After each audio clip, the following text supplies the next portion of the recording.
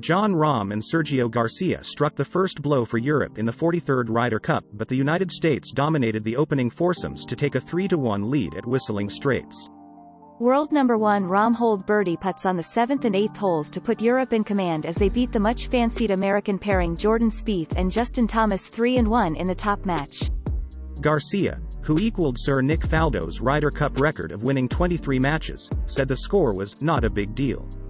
"We have a good second session and everything is back to normal," he added. The first session belonged firmly with the home side, though, with rookies Patrick Cantlay and Xander Schauffele winning the first 5 holes as they defeated experienced Europeans Rory McIlroy and Ian Poulter 5 and 3. Brooks Koepka and Daniel Berger also never trailed against Lee Westwood and Matt Fitzpatrick, eventually triumphing 2-1, while Dustin Johnson and Colin Morikawa pulled clear on the back 9 to win 3-2 against Paul Casey and Victor Hovland. The matches teed off on a still but chilly morning, on the iconic Wisconsin course beside Lake Michigan that has staged the USPGA Championship on 3 occasions. There were the expected pantomime boos on the first tee for the European players, with raucous cheers for the U.S. players drowning out the meager support for the visitors. There will be up to 40,000 fans daily, but few Europeans are present because of the tough COVID-19 travel rules.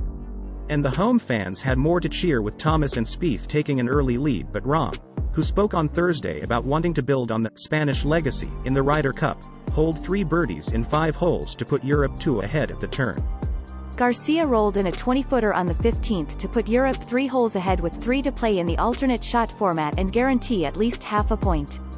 The match was closed out on the 17th despite a quite sensational shot from Spieth, who nearly ended up careering into the lake as he overbalanced while playing from heavy rough on a steep banking. "I don't think I exaggerated that fall. You know how steep that is," said Spieth. An impressed Garcia added, "I was clapping. I was hoping that he wouldn't hurt himself, but he hit an unbelievable shot. I didn't think there was a chance he could get it on the green." After the pairings were announced on Thursday, Europe captain Padraig Harrington said the top match was big for both sides. Given how the opening session has panned out, it's turned out to be a massive point for Europe. While the top match was blue from the 4th hole, the other 3 matches were pretty much red throughout.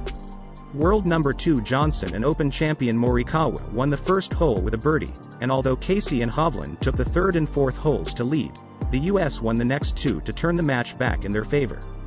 Westwood and Fitzpatrick were always in their match against Koepka and Berger, and a birdie on the 9th saw them level the match.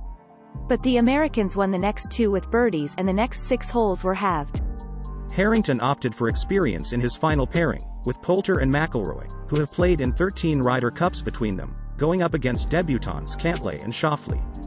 However, the Americans have been in sparking form this season, with Cantlay being named PGA Tour Player of the Season after winning the season-ending Tour Championship earlier this month, which also earned him a $15 million bonus as the FedEx Cup champion, while Schauffele won the Olympic title in Tokyo in August.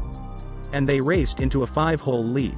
Poulter and McIlroy won the 10th and 11th to spark hopes of a fightback, but the Americans matched their birdies on the next 2 before holing 2 more to wrap up the victory. Europe has not led after the opening session of the Ryder Cup since the K Club in Ireland in 2006. They trailed 3-1 in Paris in 2018 before going on to win.